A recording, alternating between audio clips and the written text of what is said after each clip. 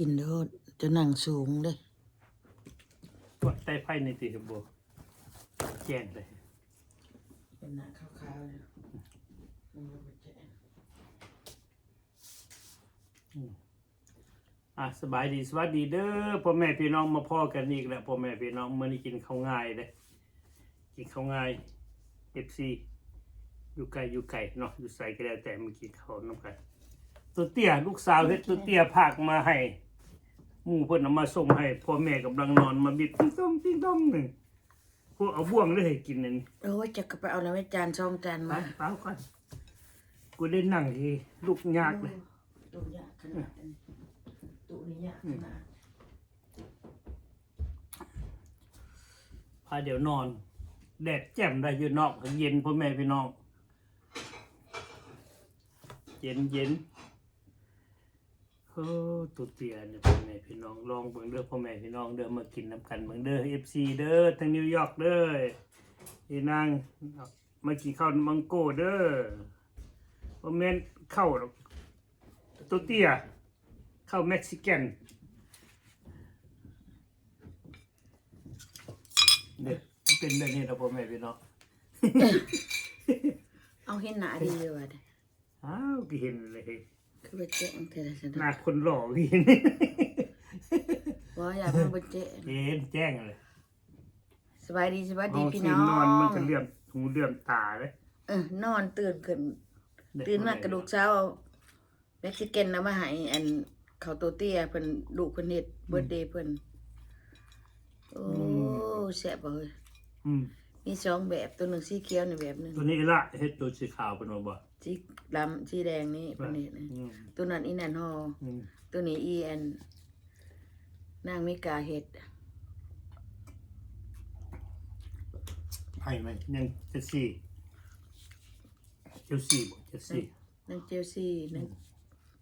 เฮ็ด อืม แซ่บเลย สบายพี่น้องเลยบ่ อ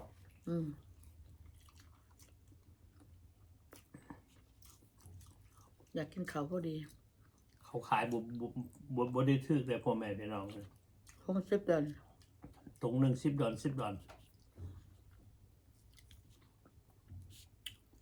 เฮ็ดขายลูกสาวเบิร์ธเดย์หมู่นำมาเฮ็ดให้กิน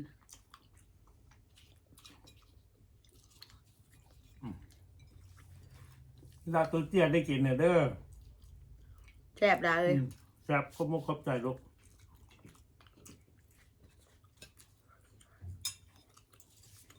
ขอบมุกขอบใจลูกสาวหล่าไปนามามืด ขอบใจนางเจได้เฟอร์ด้วยล่ะเด้อ เป็นน้าเพื่อคือกันเด้อเอามาส่งให้ พ่อแม่กิน พ่อแม่กินขอบใจล่ะ thank you เจเนฟเฟอร์ลูกสาวอเมริกันกับลูกสาวเม็กซิกันแต่กับลูกสาวลาว3 สาวนี่ก็มุก ติด กับ กัน ใจ จะได้พ่อแม่พี่น้องตั้งแต่เข้าโรงเรียนยังน้อย คิดกระ ใน เด็น มากเป็นสาวก็ยังติดกันบุปะกัน แต่คิดกระเด็นนะ อืม เจเนฟเฟอร์แต่คิดกระเด็นนะ ก็บ่ว่ากันเนาะพ่อแม่พี่น้องฮักแพงกันแล้วมันดีเพราะว่าศาสตร์ใดส่วนศาสตร์ใดฮักแพงกันละมันคือว่าความงามความดีนำกันนะพ่อแม่พี่น้องแต่ทิ่มกันบ่ได้ว่าซั่นซะ แซ่บพี่น้องเลยนะเขาเห็นจ้ะ ครับมันสิเป็นใบเนี่ยล่ะพ่อแม่พี่น้อง อาหารเม็กซิกัน แป้งนี่บ่แม่นตัวมันเป็นผงชะลีมบ่เฮ้ยเฮาจะน่าเอามาลองมึงเฮ็ดเบิ่งของเขาก็ เป็น อืม ตัวเตี้ยตัวนี้ใส่บักพริกกันนะพริกใหญ่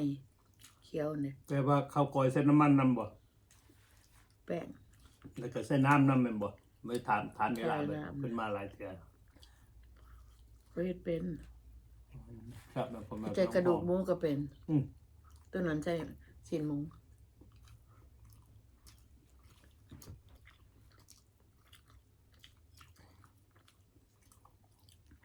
อืม ใส่น้ำมันหมูนำตัวนั้นใส่3 สันบ่ ว่าบ่ได้เอามาลองเบิ่งบ่ตัวเนาะ บ่ อ่า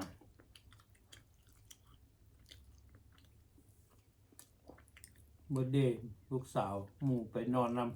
ไปรีดน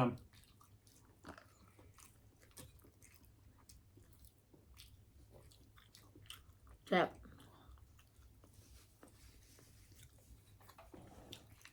พริกใหญ่แบบพริกแดงเคยได้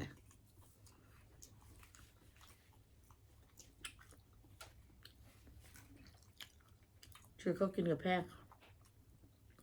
พอ$10ก่อน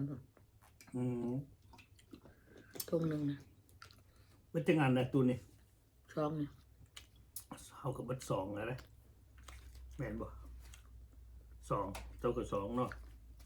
ต้องนับใส่กันได้ผู้ใดกินหลายกินน้อย บอกว่านั่นดอกใครอยากกินได้ก็กินได้นะ ไม่ก็ต้องนับเลยใครกินน้อยกินหลายมีจังอัน ช่องตรงบักใหญ่ลูกเอามาให้ ใช้ตัวเหลืองเบิ่งลองเบิ่งตัวเหลืองตัวนี้บ่สีเหลืองลองเบิ่งก่อน สีเหลืองน่ะบักพริกแห้ง บ่แม่นตัวนี้สีเหลืองโอ้ตัวนี้สีเหลืองเนาะ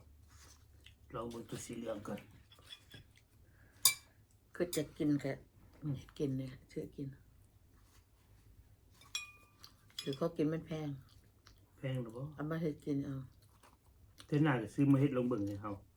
ลูกเฮ็ดเป็นแล้วก็ตามลูกใส่หยังใส่หยัง เขาเห็ดเป็น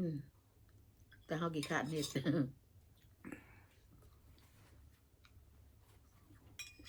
ไก่เหนียงองค์ไก่เขามาหนึ่งแล้วก็มาสีอีก องค์ไก่ขาไก่เนาะ เอาองค์มัน องค์มันบ่ค่อยแซ่บหรอก เนี่ยองค์ มันแข็ง องค์ไม่ได้นะครับ องค์มันเขาผักบ่ หนึ่งก็มาสีอีก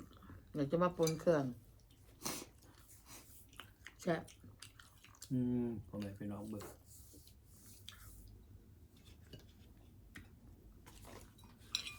ตัวหนึ่งไข่มันกันนั่นเลยเย็นเลยตัวนี้อีเจสซี่เฮ็ดห่อใหญ่ ห่อหน่อยลูกสาวเจ้าตัวแดงนางเจสซี่เฮ็ดคนอเมริกาเจสซี่เห็นเป็นโมนั่งใหญ่แต่ติดกับเด็กหน่อยจนเท่านี่ เขาก็มาฮักแพงกันกับน้องมันนี่เลยหนีไปอยู่ต่างประเทศแล้วก็มาติดนางนาบัดนี่ก็บ่ปะกันเขาก็ พวกมีหมูไม่ได้3 คนเขานี่ เฮา มาติดหมูหลายกับ3 คนนี่แหละ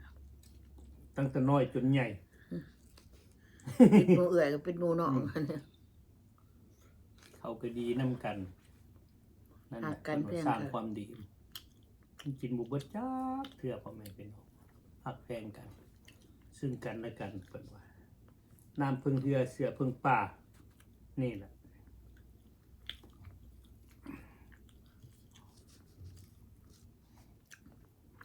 แป้งจะแข็งน้อยหนึ่ง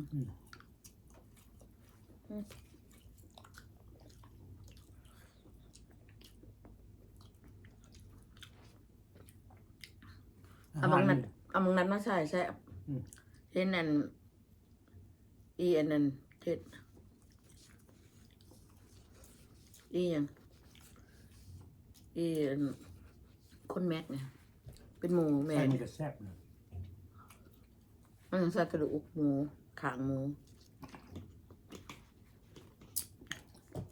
เบิ่งเขากินในห้องงานนี่ก็เป็นแต่แซ่บน้ำเขาเลยพ่อแม่พี่น้อง แต่มันบริห่อใส่กับอันนี้มันห่อใส่ใบตอง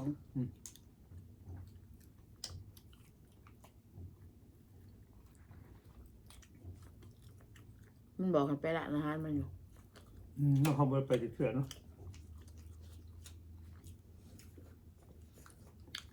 เอาพี่น้องเป็นนี่เลื่อนตาเนาะ เดิมแต่มันขาวหนามันต้องปิดตัวน่ะ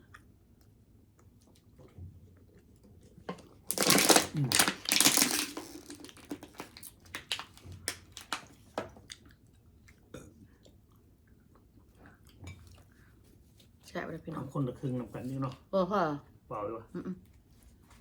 อิ่มนะ ตัวแซ่บตัวพ่อ อิ่ม ขอบมกขอบใจน้ำลูกน้ำเต้า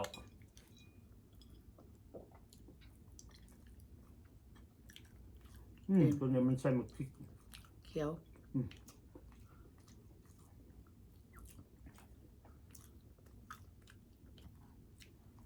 หอม พ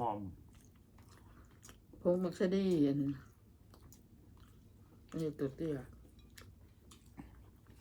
แป้งมักชะดีอันนี้เด็กหน่อยเขายังเห็ดแป้งแข็งอยู่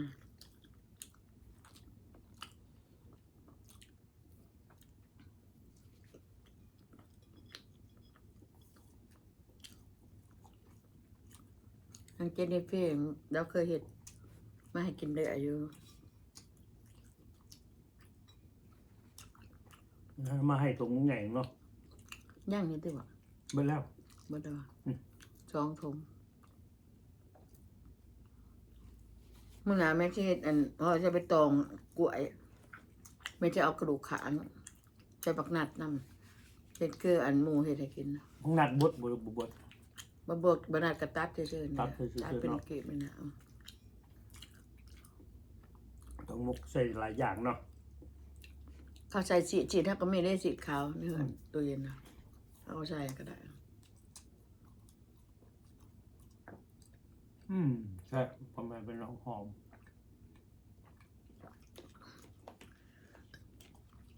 แม่สิใส่อันบักพริกใหญ่แม่ก็มีแซ่บเยอะเอาตัวนี้แล้วเนี่ยกินแล้วกันล่ะก็บกขอบใจแล้วลูกเต่าเกิดให้กิน โอเคลินดามีนาเด้ออีหละคือกันเฮ็ดอันตัวเตรียมไม่พอกินขอบมกขอบใจลูก ขอบใจนะเจเนเฟ่ด้วยลูก เจเนเฟอร์คือกันเจ thank ซี่ you คือกั แล้ น วก็ เด้ เจซี่ อ thank you ลูกขออยู่ดีมีแห้งเบ่จุกูทุกคนลูกเลย FC ก็คือกันเด้อขอบใจเด้อติดตามทุกคลิปบ่ป้าบ่ทิมกัน ขอขอบมกขอบใจลูกหลานรุ่นโอเวอร์โซคือกันเด้อ